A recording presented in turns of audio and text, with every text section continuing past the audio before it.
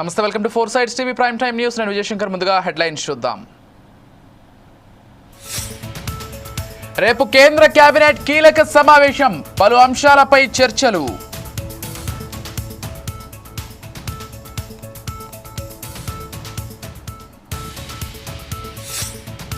రాష్ట్ర ప్రజలకు good news, మే నుంచి కొత్త రేషన్ కార్డుల దారులకు దరఖాస్తులు.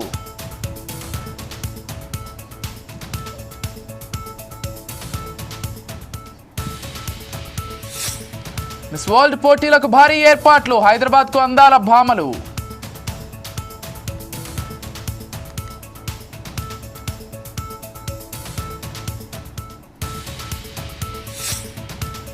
కార్మికులకు విధుల్లోకి తీసుకోవాలి, విశాఖ స్టీల్ వద్ద షర్మిల దీక్ష.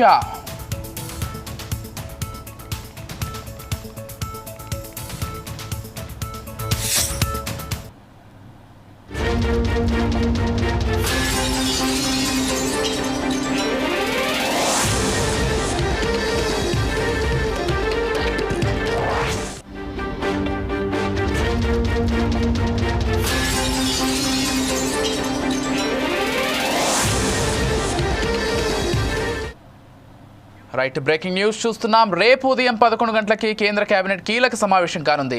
ప్రధాని మోదీ అధ్యక్షతన మంత్రివర్గ భేటీ జరగనుంది. భారత్ పాక్ మధ్య నెలకొన్న ఉద్రిక్తతలు, ఇతర అంశాలపై చర్చించనుంది. ఇప్పటికీ త్రివిధ దళాధిపతులు, ముఖ్య కార్యదర్శులతో ప్రధాని మోదీ వరుస సమావేశాలు నిర్వహిస్తున్నారు. పాక్ పై సైనిక చర్య ఉంటుందన్న ప్రచారం నేపథ్యంలో రేపటి కేబినెట్ భేటీలో ఎలాంటి నిర్ణయం తీసుకుంటారో అన్న దానిపై ఉత్కంఠ నెలకొంది. ఇప్పటికే వరుస ఆంక్షలతో పాకిస్తాన్ ఉక్కిరిబిక్కిరి చేస్తోంది భారత్.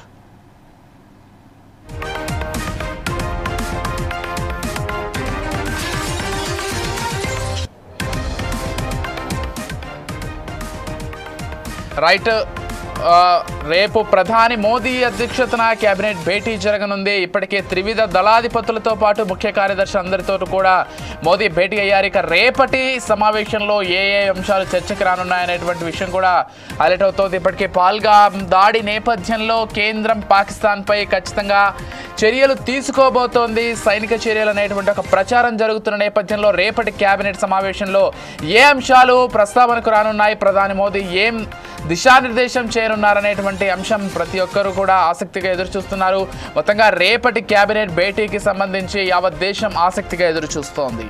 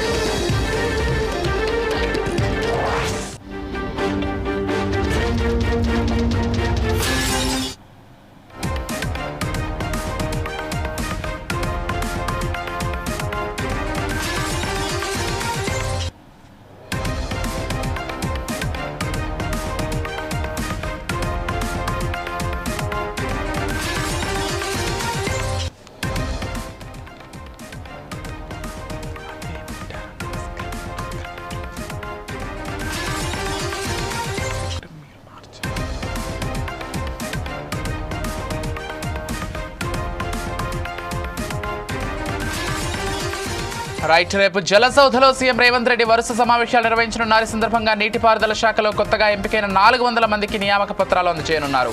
అనంతరం కేఆర్ఎంబీ, జీఆర్ఎంబీ చైర్మన్లు, సభ్యులతో సీఎం సమావేశం కానున్నారు.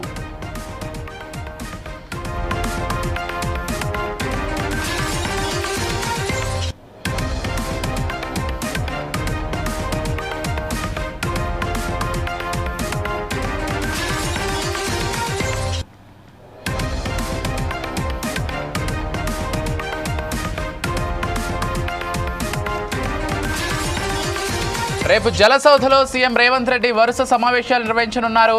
ఈ సందర్భంగా నీటిపారుదల శాఖలో కొత్తగా ఎంపికైన 400 మందికి నియామక పత్రాలు అందజేయనున్నారు. అనంతరం కేఆర్ఎంబీ, జీఆర్ఎంబీ చైర్మన్లు, సభ్యులతో సీఎం సమావేశం కానున్నారు.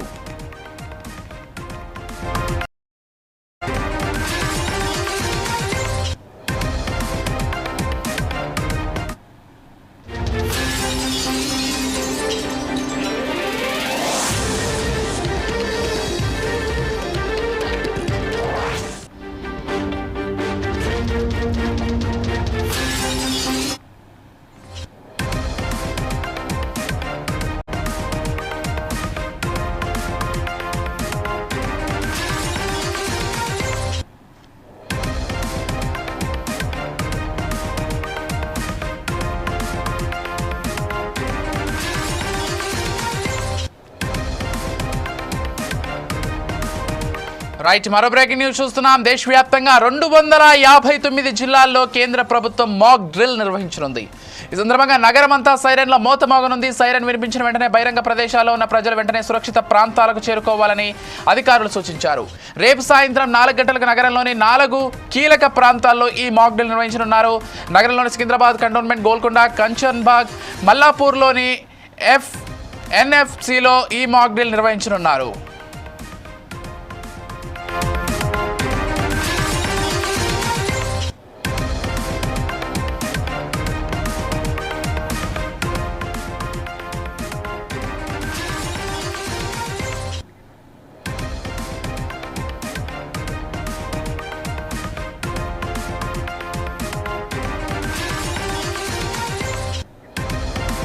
రైట్, ఇక రేపు దేశవ్యాప్తంగా మాక్ డ్రిల్ అయితే నిర్వహించనున్నారు.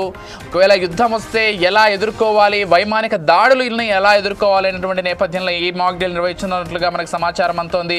ఇక రేపు సాయంత్రం 4 గంటలకు హైదరాబాద్ వ్యాప్తంగా దాదాపు 4 ప్రధాన కూడలలో ఒక సైరన్ అయితే వినిపించబోతోంది. ఈ సైరన్ వినిపించిన వెంటనే ప్రజలందరూ కూడా తమ తమ సురక్షిత ప్రాంతాలకు వెంటనే వెళ్ళిపోవాలని కూడా ఇప్పటికే అధికారులు విజ్ఞప్తి చేస్తున్నారు. ఇక అసలు మాక్ డ్రిల్ అంటే యుద్ధానికి సంబంధించి ఒకవేళ యుద్ధ వాతావరణం ఉంటే ఏ విధంగా ఎదుర్కోవాలనేటువంటి దానికి సంబంధించి మాక్ డ్రిల్ ప్రధానంగా అయితే నిర్వహిస్తారు.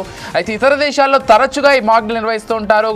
అయితే దాదాపు 54 ఏళ్ల తర్వాత భారత్లో ఈ మాక్ డ్రిల్ నిర్వహిస్తున్నారు. పాల్గామ్ దాడి తర్వాత పాక్ భారత్ ఉద్రిక్తతల నేపథ్యంలో ఈ మాక్ డ్రిల్ నిర్వహిస్తుండటంతో ఇప్పుడు సర్వత్రా కూడా ఈ అంశం ఒక చర్చనీయాంశం ఏందని చెప్పుకోవాలి. దాదాపు 259 ప్రాంతాల్లో దేశవ్యాప్తంగా జిల్లాల్లో ఈ మాక్ డ్రిల్ అయితే నిర్వహించనున్నారు. ఇక ప్రధానంగా తెలుగు రాష్ట్రాలకు సంబంధించి విశాఖపట్నం, అదేవిధంగా హైదరాబాద్లో ఈ మాక్ డ్రిల్ అయితే నిర్వహించనున్నారు.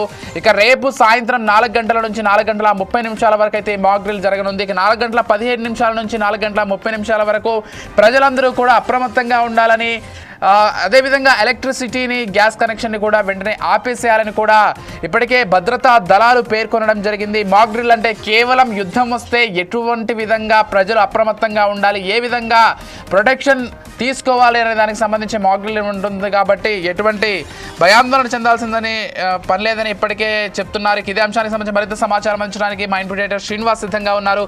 చెప్పండి శ్రీనివాస్, అసలు మాక్ డ్రిల్కి సంబంధించి ఎటువంటి అప్డేట్స్ ఉన్నాయి? రేపు హైదరాబాద్లో ప్రధానంగా మాక్ డ్రిల్కి సంబంధించి ఎలా ఉండబోతోంది, ఏ టైంలో ప్రారంభమవుతుంది? విజయ్, ఏదైతే ఇంకా భారత్ పాక్ల మధ్య యుద్ధ సన్నాహాలు జరుగుతున్నాయని చెప్పచ్చు. భారత్ అయితే ఇప్పటికీ యుద్ధానికి సంబంధించి అన్ని రకాలుగా చర్యలు తీసుకోవడం జరిగింది. అటు బార్డర్స్ అయితే వైమానిక దళాలతో పాటుగా అదేవిధంగా ఆర్మీ, నావికా దళాలన్నీ కూడా సిద్ధమయ్యాయి. అయితే ఇక పౌరులను సిద్ధం చేసే పనులు, అంటే భారత ప్రజలను సిద్ధం చేసే పనులు ఇక కేంద్ర ప్రభుత్వం ఉంది. అందులో భాగంగానే రేపు మాక్ డ్రిల్ నిర్వహించబోతుంది. 1971లో యుద్ధం వచ్చింది, అప్పుడు ఈ తరహా మాక్ డ్రిల్ నిర్వహించారు. మళ్ళీ ఇప్పుడు 54 ఏళ్ల తర్వాత మళ్ళీ మాక్ డ్రిల్ నిర్వహించబోతున్నారు. ప్రధానంగా రేపు 4 గంటల నుంచి 4:30 వరకు కూడా ఈ మాక్ డ్రిల్ ఉండబోతుంది. అయితే ఈ మాక్ డ్రిల్ సంబంధించి దేశవ్యాప్తంగా 259 జిల్లాల్లో నిర్వహిస్తున్నారు. అందులో కేటగిరీ 1 అంటే చాలా క్రిటికల్ గా ఉంటుంది. కేటగిరీ 1 అనేది అంటే ఖచ్చితంగా ఇక్కడ బాంబులు పడతాయి, శత్రు దేశం ఎవరన్నా సరే ఇక్కడ బాంబులు వేసేందుకు అవకాశం వైమానిక దాడులు కావచ్చు, లేకపోతే న్యాయపరంగా దాడులు కావచ్చు ఉంటాయని చెప్పేసి భావించి దాన్ని క్రిటికల్ గా నిర్వహించి దాన్ని కేటగిరీ ఏ కింద పెట్టడం. అందులో చూసుకుంటే కనుక ఢిల్లీతో పాటు తారాపూర్ అణు కర్మాగారం వేస్తుంది, అణు కేంద్రం వేస్తుంది, దాన్ని కేటగిరీ 1 కింద రావడం జరిగింది. దాంతో పాటుగా మరో 12 జిల్లాలు ఈ కేటగిరీ 1లో. అదేవిధంగా కేటగిరీ 2 కింద 201 జిల్లాలని ఉన్నాయి. 201 జిల్లాల్లో హైదరాబాదు అంటే తెలంగాణ, అదేవిధంగా ఆంధ్రప్రదేశ్ సంబంధించి మనకి వైజాగ్ లో ఈ మాక్ డ్రిల్ ఉండబోతుంది. అదేవిధంగా ఇంకో 44 కేటగిరీ 3 కింద ఉన్నాయి. అయితే కేటగిరీ 3 కింద లాస్ట్ ఛాన్స్ అనమాట, అవకాశం అక్కడ వరకు వచ్చే అవకాశం ఉండదు, కానీ అక్కడ కూడా ఈ తరహా డ్రిల్ ఏర్పాటు చేస్తున్నారు. ఇక హైదరాబాద్ సంబంధించి కావచ్చు, వైజాగ్ సంబంధించి కావచ్చు, ఈ మాక్ డ్రిల్ రేపు సాయంత్రం 4 గంటలకు ప్రారంభం కాబోతుంది. ప్రారంభానికి ముందు యుద్ధం జరిగేటప్పుడు ఏ విధంగా ఉంటుంది అని ఒక ప్రజల్లో అప్రమత్తత కలిగించేందుకు ఈ మాక్ డ్రిల్ ఉండబోతుంది. ప్రధానంగా చూసుకుంటే కనుక యుద్ధం స్టార్టింగ్ కి ముందు శత్రు దేశాలు అటాక్ చేసినప్పుడు ముందుగా ప్రజలను అప్రమత్తం చేస్తారు. అందుకు గాను సైరన్ ఉపయోగిస్తారు. సైరన్ అది లోకల్ పోలీసా, ఆర్మీ భద్రతా దళాలా, లేకపోతే అవసరం అనుకుంటే వైమానికంగా దాన్ని సైరన్ మోగిస్తారా అనేది అప్పుడు డిపెండ్స్ అపాన్ ది టైం. ఆ టైం అక్కడ ఉన్న పరిస్థితిని బట్టి ఉంటుంది. సార్ రేపు మొదటగా 4 గంటలకి సైరన్ మోగిస్తారు. ఆ సైరన్ మోగించిన వెంటనే ఎట్లా అప్రమత్తం అయిపోవాలి అనేది అక్కడ పబ్లిక్ చేస్తారు. అదేవిధంగా ఒకసారి యుద్ధం అంటూ వస్తే కనుక ప్రధానంగా నగరాలని టార్గెట్ చేసుకుంటూ ఈ యుద్ధాలు జరుగుతుంటాయి. అంటే నగరాన్ని నాశనం చేయడమే వాళ్ళు ప్రధాన లక్ష్యంగా ఏ యుద్ధమన్నా జరుగుతుంది. కాబట్టి ఇక్కడ కూడా నగరాలకు సంబంధించి అటాక్ చేస్తారు. కాబట్టి ఆ నగరాల్లో ఏ విధమైన లైట్లు లేకుండా చూసుకోవాల్సి ఉంటుంది. సో రేపు 4 గంటల 15 నిమిషాలకు ఈ లైట్లు పవర్ మొత్తం విద్యుత్ ఆఫ్ చేయడం కావచ్చు, అదేవిధంగా ప్రధాన కార్యాలయాలు కావచ్చు, ప్రధాన సంస్థలు కావచ్చు, వాటి దగ్గర భద్రతను పెంచడం కావచ్చు. ఫర్ ఎగ్జాంపుల్ మనకి శంషాబాద్ ఇంటర్నేషనల్ ఎయిర్పోర్ట్ ఉంది. అదేవిధంగా మనకి హకీంపేటలో యుద్ధ విమానాల శిక్షణ కార్యక్రమాలు అక్కడ ఫ్లైట్లు జరగబోతుంటాయి. అదేవిధంగా మనకి బేగంపేటలో ఒక అణు సంస్థకు సంబంధించిన కార్యాలయం ఉంది. సో అక్కడ ఇట్లాంటి చోట్లంతా కూడా చాలా భారీ బందోబస్తును ఏర్పాటు చేయడం జరుగుతుంది.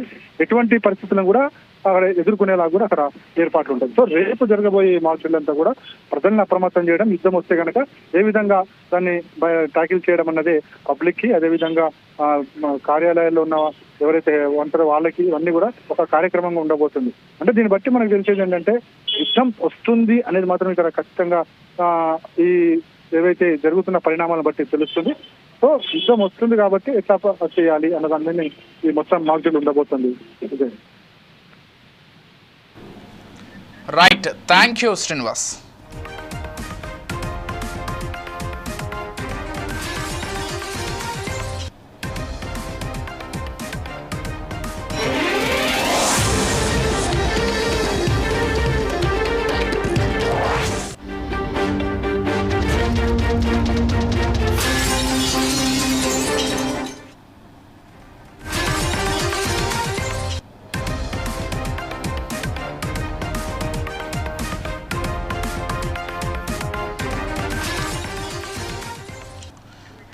రైట్, ఓబులాపురం మైనింగ్ కేసులో తనను సిబిఐ కోర్టు నిర్దోషిగా ప్రకటించడంపై మాజీ మంత్రి సబితా ఇంద్రారెడ్డి హర్షం వ్యక్తం చేశారు. తనను నిర్దోషిగా ప్రకటించిన న్యాయ వ్యవస్థకు ఆమె ధన్యవాదాలు తెలిపారు. న్యాయ వ్యవస్థపై తనకు పూర్తి నమ్మకం ఉందని, చివరికి న్యాయమే గెలిచిందని పేర్కొన్నారు. ఈ కేసు విషయంలో 12.5 ఏళ్ల క్రితం కన్నీరుతో కోర్టు మెట్లెక్కానని, తనపై వచ్చిన ఆరోపణలకు ఎంతో బాధపడ్డానని తెలిపారు.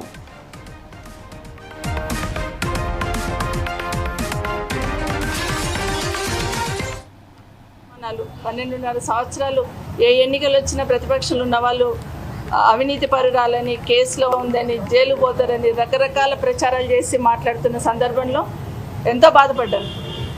అట్లా ప్రచారం చేస్తున్న నా నియోజకవర్గ ప్రజలు కానీ, నా జిల్లా ప్రజలు కానీ నా మీద సంపూర్ణంగా విశ్వాసాన్ని ఉంచారు. నా నియోజకవర్గ ప్రజలైతే ఎవరు ఎన్ని రకాలుగా మాట్లాడినా, ఈ కేసులను ముందు పెట్టి రాజకీయంలో ప్రచారం చేసినా కూడా నమ్మకుండా నన్ను గెలిపించున్నారు. నా నియోజకవర్గ ప్రజలకు కానీ, నా జిల్లా ప్రజలకు కానీ, ఈ 12.5 సంవత్సరాలు నాతో పాటు వెన్నంటుండి ధైర్యాన్ని ఇచ్చిన అందరికీ కూడా ప్రత్యేకంగా ధన్యవాదాలు తెలియజేస్తున్నాను. మరొకసారి భారతదేశంలో న్యాయ వ్యవస్థ న్యాయం జరుగుతుందని ఒక విశ్వాసం, నమ్మకాన్ని కలిగించున్నారు. Thank you. రైట్, మైనింగ్ కేసులో ఇప్పటికే దోషిగా ఉన్నటువంటి సబితా ఇంద్రారెడ్డి విషయంలో కోర్టు కొంత సానుకూల తీర్పునిచ్చిందని చెప్పుకోవాలి. ఆమెను నిర్దోషిగా ప్రకటిస్తూ తీర్పు వెలువరించింది. అయితే ఈ అంశానికి సంబంధించి సబితా ఇంద్రారెడ్డి ఇప్పటికే హర్షం వ్యక్తం చేశారు. న్యాయ వ్యవస్థపైన తనకు పూర్తి నమ్మకం ఉందని, అందుకే న్యాయ వ్యవస్థను నమ్మాను ఇన్ని రోజులు, ఈరోజు న్యాయ వ్యవస్థ సరైన తీర్పు ఇచ్చిందంటూ ఆమె చెప్పుకుంటూ వచ్చారు. ఇదే అంశానికి సంబంధించి మరింత సమాచారం అందించడానికి మా ప్రతినిధి లెనిన్ ఫోన్ ద్వారా సిద్ధంగా ఉన్నారు. చెప్పండి లెనిన్. Okay, right Vijay. ఉమ్మడి ఆంధ్రప్రదేశ్ లో సంచలనం సృష్టించిన అనంతపురం జిల్లా ఓబులాపురం మైనింగ్ కేసులో సంబంధించి సిబిఐ కోర్టు మంగళవారం సంచలన తీర్పు అయితే వెలువరించింది. 5 నిందితులను ఇప్పటికే దోషులుగా తేల్చుతూ వారికి జైలు శిక్షలు సైతం కోర్టు ఖరారు చేసింది.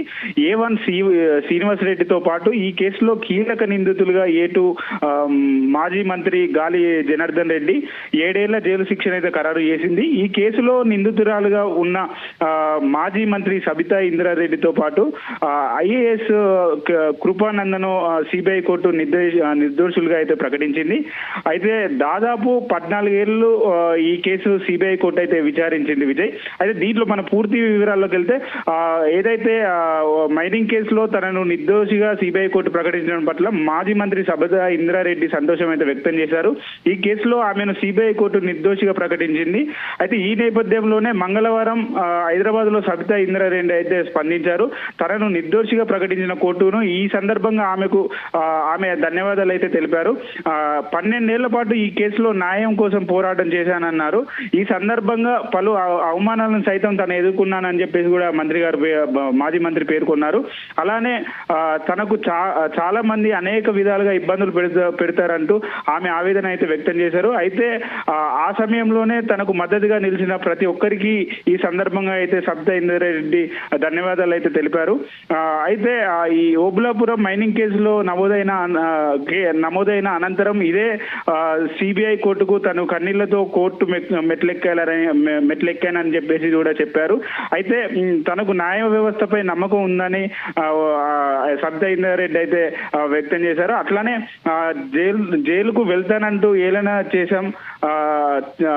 అలానే ఇటువంటి నేపథ్యంలో తను నిర్దోషిగా ప్రకటించడంలో కోర్టుకు ఆమె ధన్యవాదాలు అయితే తెలిపారు. Vijay, right, thank you Lenin.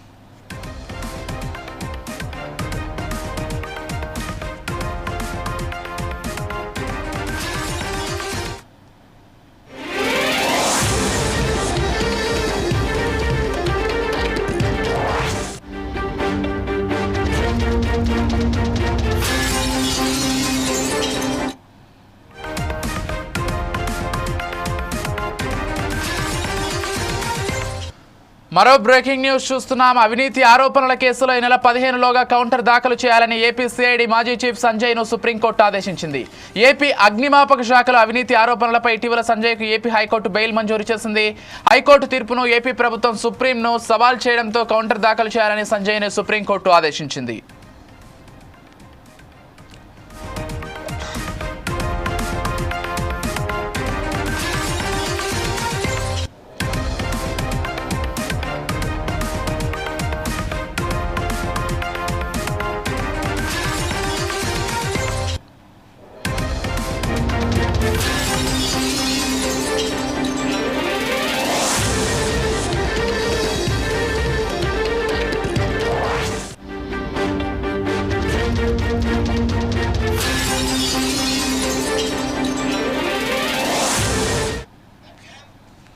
రాష్ట్రంలో కొత్త రేషన్ కార్డులు బుధవారం నుంచి జారీ చేస్తామని మంత్రి నాదెండ్ల మనోహర్ వెల్లడించారు. కొత్త కార్డుల జారీ, రేషన్ కార్డుల స్ప్లిట్, కొత్త సభ్యుల చేరిక, చిరునామా మార్పులు చేసేందుకు అవకాశం కల్పిస్తున్నట్టు తెలిపారు.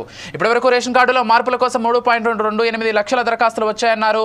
క్యూఆర్ కోడ్తో కూడిన స్మార్ట్ రేషన్ కార్డులను జారీ చేస్తామని చెప్పారు. ఇందులో కుటుంబ సభ్యుల పేర్లు చక్కగా కనిపించేలా ఉంటుందన్నారు.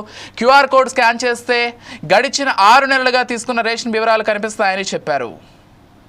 రాష్ట్ర వ్యాప్తంగా రైస్ కార్డ్ సర్వీసెస్ ఎనేబుల్ చేస్తున్నాం. దాని అర్థం ఏంటంటే కొత్త రైస్ కార్డు కోసం దరఖాస్తు చేసుకోవచ్చు. అదేవిధంగా ఒక కుటుంబంలో స్ప్లిట్టింగ్ ఆఫ్ రైస్ కార్డు కూడా పర్మిట్ చేస్తున్నాం. అదనంగా కుటుంబ సభ్యులు చేరినప్పుడు మెంబర్ ఎడిషన్, కుటుంబ సభ్యుల్ని యాడ్ చేసుకునే సౌకర్యం కూడా కల్పిస్తున్నాం. అన్నిటికన్నా ముఖ్యం అడ్రస్ మార్పు కూడా రేపటి నుంచి అవకాశం కల్పిస్తున్నాం. అదేవిధంగా మరణాలు జరిగిన చోట మెంబర్ డెలీషన్ కూడా కుటుంబ సభ్యుల పేర్లు తొలగించే విధంగా అవకాశం కల్పించాం. సో రేపటి నుంచి రాష్ట్ర వ్యాప్తంగా రైస్ కార్డ్ సర్వీసెస్ ఎనేబుల్ చేస్తున్నాం. దాని అర్థం ఏంటంటే కొత్త రైస్ కార్డు కోసం దరఖాస్తు చేసుకోవచ్చు. అదేవిధంగా ఒక కుటుంబంలో స్ప్లిట్టింగ్ ఆఫ్ రైస్ కార్డు కూడా పర్మిట్ చేస్తున్నాం. అదనంగా కుటుంబ సభ్యులు చేరినప్పుడు మెంబర్ ఎడిషన్, కుటుంబ సభ్యుల్ని యాడ్ చేసుకునే సౌకర్యం కూడా కల్పిస్తున్నాం. అన్నిటికన్నా ముఖ్యం అడ్రస్ మార్పు కూడా ఆర్టీసీ కార్మికులు తలపెట్టిన సమ్మె వాయిదా పడింది. మంత్రి పొన్నం ప్రభాకర్తో ఆర్టీసీ జేఏసీ చర్చలు సఫలం కావడంతో సమ్మెను వాయిదా వేస్తున్నట్లు ప్రకటించారు. ఉద్యోగుల సమస్యల పరిష్కారానికి ప్రభుత్వం 3 ఐఏఎస్ అధికారులు నవీన్ మిత్తల్, లోకేష్ కుమార్, కృష్ణ భాస్కర్తో కమిటీ ఏర్పాటు చేసింది. ఉద్యోగుల సమస్యలపై 3 ఐఏఎస్ అధికారులతో కూడిన ఈ కమిటీ ఉద్యోగ సంఘాలతో చర్చించి సమస్యలకు పరిష్కారం సూచించనుంది. సమ్మె నివారణ చర్యలు చేపట్టడానికి గౌరవ రవాణా శాఖ మంత్రి గారితో సుదీర్ఘమైనటువంటి చర్చలు జరపడం జరిగింది. వారి సమక్షంలోనే ఇప్పటిదాకా చర్చలు జరపడం జరిగింది. ఆ చర్చలలో ప్రధాన డిమాండ్లు సమ్మెలో పెట్టేటువంటి దాంట్లో ప్రధానమైనటువంటి అంశాలను వారి ముందు పెట్టడం జరిగింది. దాంట్లో మొట్టమొదటిది ఆర్టీసీ యూనియన్లపై ఆంక్షలు వెంటనే ఏది తొలగించాలని చెప్పేసి మేము కోరాం. వేతన సభల గురించి ముఖ్యమంత్రి గారికి తీసుకెళ్తాం. తప్పకుండా ఈ పరిష్కారానికి చేయడానికి మేము చేస్తామని చెప్పడం జరిగినది. మిగతా సమస్యలు ఏవైతున్నాయో అవన్నిటి కూడా సానుకూలంగా స్పందించి వెంటనే చర్యలు తీసుకుంటామని చెప్పడం జరిగినది. మంత్రి గారు సానుకూలంగా స్పందించి అన్నిటికీ కూడా మరి ఎక్కడ కూడా మేము ఆర్టీసీకి ఇబ్బంది పెట్టాం. నేను కూడా విద్యార్థి నాయకునిగా ఉన్నా, ఉద్యమ నాయకునిగా ఉన్నా, ఇవాళ మినిస్టర్గా ఉన్నా, మాట తప్పేది లేదు. కొంచెం టైం ఇవ్వండి. ఇలా కార్గిల్కి సంబంధించిన కవాతు రేపు ఉంది. అదేవిధంగా పిఆర్సీ విషయంలో మరి ఇది కూడా పిఆర్సీ విషయంలో కూడా మరి ముఖ్యమంత్రి గారితో మాట్లాడి మరి అది కూడా 2021-25 పిఆర్సీకి గాను మేము మంత్రి గారితో మాట్లాడి మరి సమస్య పరిష్కారం చేస్తామని చెప్పి హామీ ఇవ్వడం జరిగింది. మిలిటరీ కవాతాన్ని రేపు 7వ తారీఖు నాడు భారతదేశం మొత్తం కవాత్ జరుగుతూ ఉంది. కాబట్టి మీరు దాన్ని కూడా దృష్టిలో పెట్టుకొని మరి మీరు ఈ సమ్మెని వాయిదా వేసుకోవాలని చెప్పి సందర్భం మాకు తెలుసు కాబట్టి ఆయన మీద మాకు గౌరవం ఉంది, మేము నమ్మినాము. కాబట్టి మేము ఈ యొక్క మంత్రివారి గారి ఇక ఇదే అంశానికి సంబంధించి ఆర్టీసీ కార్మికులతో మా ప్రతినిధి లెనిన్ మాట్లాడారు. ఇప్పుడు ఆ విజువల్స్ చూద్దాం. ఆర్టీసీ కార్మికులు ప్రభుత్వంతో చర్చలు జరపడం అయితే జరిగింది. చర్చలు సఫలమయ్యాయి. అట్లనే సమ్మె తాత్కాలికంగా వాయిదా వేస్తున్నామని చెప్పేసి కూడా వారు ప్రకటించారు. ఒకసారి మనతో పాటు ఆర్టీసీకి సంబంధించినటువంటి జాక్ నేతలు ఉన్నారు. వారిని అడిగి తెలుసుకుందాం అసలు ఎలాంటి ప్రతిపాదనలు ప్రభుత్వం దృష్టికి తీసుకెళ్లారు అనే విషయాలు, మరిన్ని విషయాలు వారిని అడిగి తెలుసుకుందాం. అన్న చెప్పండి, ఆ చర్చలు సఫలమైనట్లు తెలుస్తున్నాయి, అసలు ఏం జరిగింది? ఇప్పుడు ప్రస్తుతము సెక్రటరియట్లో మరి రాష్ట్ర రవాణా శాఖ మంత్రి పొన్నం ప్రభాకర్ గారి సమక్షంలో మరి మా ఎమ్మెల్యే రామ్మోహన్ రెడ్డి గారు, అదేవిధంగా సాంబశివరావు గారు, కోదండరామ్ గారు, అదేవిధంగా మధుసూదన్ రెడ్డి గారు, ఈ నలుగురు మరి ప్రజాప్రతినిధుల సమక్షంలో ఈ ఎన్నికలు ఈ సందర్భంగా ఈ యొక్క చర్చలు జరిగింది. ఇందులో మరి జేఏసీలో ఉన్నటువంటి 7 సంఘాల నాయకులు కూడా పాల్గొనడం జరిగింది. ప్రధానంగా టీఎస్ఆర్టీసీ ఉద్యోగులను ప్రభుత్వంలో విలీనం చేయాలని, అదేవిధంగా మా యొక్క 2021 వేతన సవరణ జరగాలని, మరి అదేవిధంగా యూనియన్ అనుమతి ఇవ్వాలనే ప్రధానమైన డిమాండ్లు ముఖ్యమంత్రి గారితో చర్చించి తప్పకుండా వాటిని పరిష్కరించే విధంగా చూస్తానని రవాణా శాఖ మంత్రి గారు చెప్పడం జరిగినది. అదేవిధంగా ఏదైతే ఉద్యోగులు తల్లిదండ్రులు కానీ ఉద్యోగంలో ఎవరైతే చనిపోయారో వాళ్ళ పిల్లలకు ఉద్యోగాలు ఇచ్చారో అది కాంట్రాక్ట్ బేసిక్ కింద ఎక్కువ వేయాల్సి వస్తుందేమో, పైసలు ఏమైనా ఫైనాన్షియల్ ఎఫెక్ట్ పడుతుందేమో అని చెప్పారు. కానీ దీంట్లో మేము రవాణా శాఖ మంత్రికి క్లియర్గా లెక్కలతో సహా చూపించడం జరిగినది. ఎందుకంటే నెలకు 312 కోట్ల రూపాయలు మీరు మహాలక్ష్మి స్కీమ్ కింద ఇస్తున్నారు. ఒకవేళ ప్రభుత్వంలో విలీనమైన జీతాలు కూడా మీరు 312 కోట్లు ఇప్పుడు ఏదైతే ఆర్టీసీకి ఇస్తున్నారో అప్పుడు జీతాలు ఇస్తారు. అప్పుడు 240 కోట్లే మరి జీతాలకు అవసరం పడుతుంది. మరి మిగతా 60 కోట్లు మనకే మిగులుతుంది. అంటే ఓవరాల్గా చూస్తే మనకు నెలకు 100 కోట్లు మరి ప్రభుత్వంలో విలీనం చేసినా మనకు లాభం అవుతుంది. ఒకవేళ ఏమైనా ఎక్కువ తక్కువ అన్నా 100 కోట్లు సరిపోతాయి. కాబట్టి ఒక్క రూపాయి కూడా ఏదో ప్రభుత్వానికి మరి భారం పడదని ఈరోజు స్పష్టంగా తెలియజేయాలను. ఆబ్సెంటిజం పేరుతోటి రిమూవ్ చేసిర్రు. ఆ రిమూవ్ అయ్యి చిన్న చిన్న ఓటు కేసులు, క్యాష్ అండ్ టికెట్ కేసులలో రిమూవ్ చేసిర్రు. ఆబ్సెంటిజం ఇంట్లో భార్య పిల్లలు ఎవరైనా బంధువులు చనిపోయినా లేకపోతే అనారోగ్యం పాలైన వాళ్ళ చూసుకోవడం కోసం కుటుంబ పెద్దగా ఆబ్సెంట్ అయితే రిమూవ్ చేయడం జరిగింది. ఇది అన్యాయమైన చర్య. ఏవైతే ఇప్పుడు దాదాపు 500 పైచీలకు రిమూవ్ అయిన వాళ్ళు ఉన్నారో ఎలాంటి కేసులున్నా మేజర్ ఫ్యాటల్ యాక్సిడెంట్ కేసులు తప్ప మిగతా అన్ని కేసులు వాళ్ళకు రిస్టోర్ చేయాలి. రిజిస్ట్రేట్ చేయడం వల్ల వాళ్ళ కుటుంబాలకు ఆర్థికంగా మీరు అన్నం పెట్టిన వాళ్ళు అవుతారు. అయ్యా ముఖ్యమంత్రి గారు, మీ మాట మీద మేము ఎంతో నమ్మకంగా ఉన్నాం. మీరు ఏదైతే డిమాండ్ ఉందో ప్రధానంగా ప్రభుత్వంలో విలీనం చేయాలని చెప్పేసి గతంలో కాంగ్రెస్ పార్టీ మేనిఫెస్టోలో కూడా ఇవ్వడం జరిగింది. దానిపైన ఎలాంటి స్పందన వచ్చింది మంత్రి గారి నుండి? మంత్రి గారు, మీరు మేనిఫెస్టోలో పెట్టిన అంశాలనే అడుగుతున్నాం. గొంతమ్మ కోరికలు మేము కోరతలేము. అంటే మంత్రి ఈ రోజు మీరు జరిపినటువంటి చర్చలో సానుకూలంగా స్పందించారు, చాలా సానుకూలంగా స్పందించారు. ముఖ్యమంత్రి గారి నోటీసులో పెట్టి యూనియన్లను రిస్టోర్ చేస్తాము, ప్రభుత్వంలో అపాయింటెడ్ డే ఆల్రెడీ విలీనమై ఉన్నది, అపాయింటెడ్ డే ప్రకటిస్తామన్నారు. ఓకే, ఈ సమ్మె ఎన్ని రోజుల వరకు వాయిదా పడనుంది? ఒకవేళ ప్రభుత్వము మళ్ళీ వాళ్ళు ఏదైతే ఇచ్చినటువంటి హామీలు జరగకుంటే మళ్ళీ ఎప్పుడు మీరు సమ్మె చేసే అవకాశం? రోజులని గడువు లేదు. ఈ సమ్మె కొనసాగే దిశలో ముఖ్యమంత్రి గారి మీద గౌరవంతో తాత్కాలికంగా వాయిదా వేస్తాము. తాత్కాలిక వాయిదా వేసినప్పటికీ కార్మికులు నిత్యం అగ్నిలో మండుతూ ఉన్నారు, వాళ్ళ గుండెలు మండుతున్నాయి. కాబట్టి వారి కోసం నిరంతరం ఈ సమస్య వారం 10 రోజుల పరిష్కారం అయ్యేదాకా వారి ఎంట ఉండి పోరాటం చేసి ఈ సమస్యను పరిష్కరించుకుంటామని మీ ద్వారా తెలియజేస్తున్నాం. నాయకులు అయితే మనతో చెప్తున్నటువంటి విషయాలు ఏంటంటే దాదాపు 3 గంటల పాటు చర్చలు జరిపాము. ఇందులో మేము ఏదైతే ప్రధానంగా తీసుకున్నటువంటి అంశాలు ఉన్నాయో వాటిని ప్రభుత్వం పరిష్కరిస్తుందని చెప్పడం జరిగింది. తాత్కాలికంగా మేము చేస్తున్నటువంటి సమ్మెను అయితే విరమించాము. ఒకవేళ మేము చెప్పినటువంటి ఏదైతే డిమాండ్స్ ఉన్నాయో అవి ప్రభుత్వము చేయకుంటే ఖచ్చితంగా మళ్ళీ సమ్మెకు దిగుతామని చెప్పేసి కూడా నాయకులు అయితే ఫోర్సైజ్ టీవీతో వారి అభిప్రాయాన్ని అయితే పంచుకోవడం జరిగింది. కెమెరామెన్ సాయిరామ్తో లెనిన్, ఫోర్సైజ్. ఉద్యోగ సంఘాల తీరుపై సీఎం రేవంత్ రెడ్డి చేసిన వ్యాఖ్యలపై టీఎన్జీఓస్ ప్రధాన కార్యదర్శి ముజీబ్ తీవ్రంగా ఖండించారు. సీఎం రేవంత్ రెడ్డి ఉద్యోగ ఉపాధ్యాయ వర్గాలను ఉద్దేశించి చేసిన వ్యాఖ్యలు బాధించాయని ఆయన ఆవేదన వ్యక్తం చేశారు. ఉద్యోగుల సమస్యలు త్వరగా పరిష్కరించాలని కోరారు. ఈరోజు కార్యవర్గ సమావేశం అయితే టీఎన్జీఓ ఆధ్వర్యంలో నిర్వహించారు. మనతో మాట్లాడడానికి రాష్ట్ర కార్యదర్శి ఉన్నారు. ఒకసారి వారిని అడిగి తెలుసుకుందాం. సీఎం గారి మాటలు వారి మాటలపైన వారి స్పందన ఏంటో తెలుసుకుందాం. అన్న చెప్పండి, సీఎం నిన్న అయితే హాట్ కామెంట్స్ చేశారు, దాన్ని ఎట్లా చూస్తున్నారు మీరు? ముఖ్యమంత్రి గారు వారు బాధ్యత స్వీకరించిన తర్వాత 2 నెలలకు మాకు సమయం కేటాయించిండ్రు. దాదాపు 3 గంటల సమయం ఇచ్చిండ్రు. అది కూడా తెలంగాణ రాష్ట్రంలో, ఉమ్మడి ఆంధ్రప్రదేశ్ రాష్ట్రంలో కూడా చరిత్ర. ఏ ముఖ్యమంత్రి కూడా 3 గంటల సమయం ఇవ్వలే.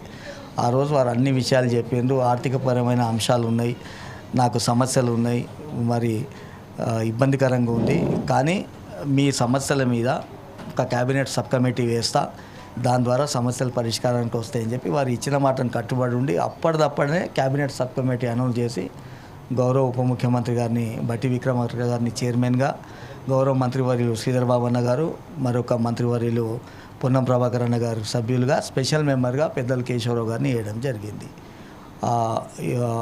కమిటీ వేసి కూడా దాదాపు 8 నెలలు అయింది. మేము జేఏసీ నుంచి ఇచ్చిన సమస్యలు 54-50 సమస్యలు.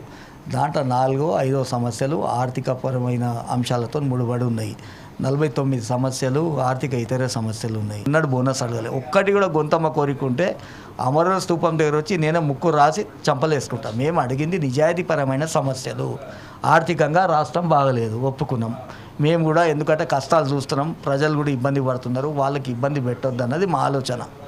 కానీ ఆర్థిక ఇతరైన సమస్యలు కూడా మీరు చేయకుంటే మేము ఉద్యోగులకు ఏం సమాధానం చెప్పాలి? ఈరోజు ఉద్యోగులు మా మీద అవాకులు చవాకులు పేల్చి ఆ వాట్సాప్ల లెటర్ల ద్వారా మా మీద మీరు కూడా ప్రభుత్వంతో కుమ్మక్కయ్య అని చెప్పి మా మీద మరి వాళ్ళు కంప్లైంట్లు చేస్తుంటే ఇక మేము సమాధానం చెప్పుకోవాలి కదా.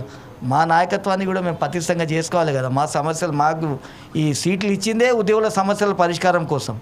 కానీ ఒక్క సమస్య కూడా పరిష్కారం కాకుంటే మరి మీరు ఉండి ఏం చేస్తున్నారని మా రాష్ట్ర ఈసీల, మరి జిల్లా స్థాయి ఈసీలలో అడిగినప్పుడు మేము కూడా సమాధానం చెప్పవలసి వస్తుంది. కాబట్టి మీరు చర్చలకు పిలవండి, చర్చల ద్వారా సమస్యల పరిష్కారానికి వస్తాయి అన్న దాంట్లో గట్టిగా నమ్మే దాంట్లో మా తెలంగాణ ఎన్జిఓస్ కేంద్ర సంఘం అధ్యక్షుడు జగదీష్ అన్న గారు, నేను, మా కార్యవర్గం, మా జిల్లా అధ్యక్ష కార్యదర్శులు మేము గట్టిగా నమ్మే వ్యక్తులం.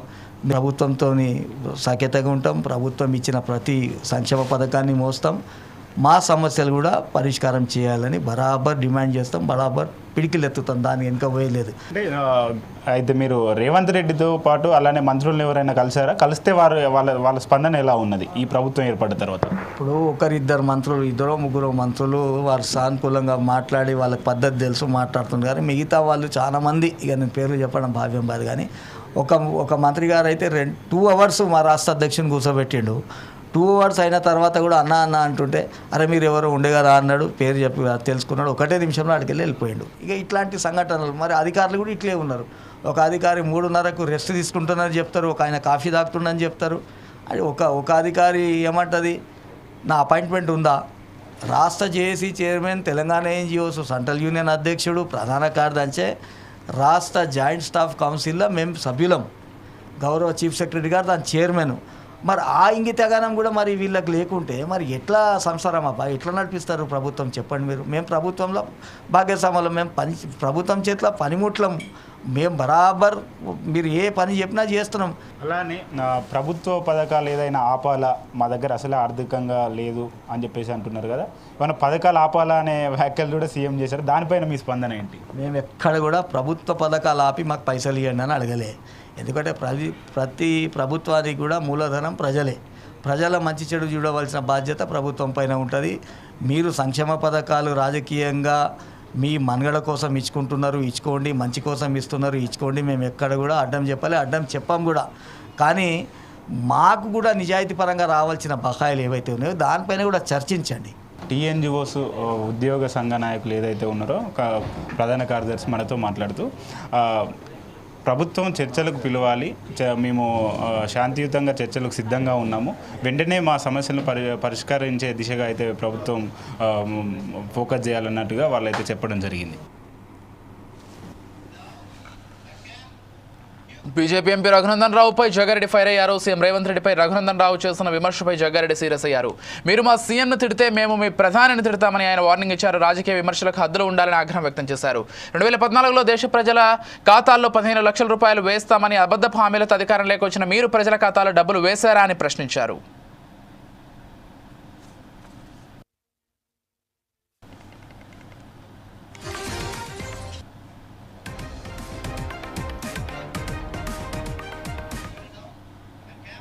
మిస్ వరల్డ్ పోటీలకు అధికారులు సర్వం సిద్ధం చేశారు. ఈ సందర్భంగా టూరిజం ప్రమోషన్ పెట్టుబడుల ఆకర్షణ కోసమే మిస్ వరల్డ్ పోటీలు నిర్వహిస్తున్నామని మంత్రి జూపల్లి కృష్ణారావు అన్నారు. మిస్ వరల్డ్ పోటీలు హైదరాబాద్లో జరుగుతుండడం అదృష్టమని, తెలంగాణ సంస్కృతి సాంప్రదాయాలను ప్రపంచానికి చాటి చెప్పొచ్చని అన్నారు.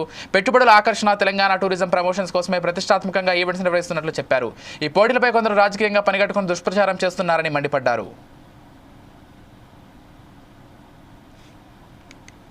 Good evening ladies and gentlemen. నమస్కారం అందరికీ.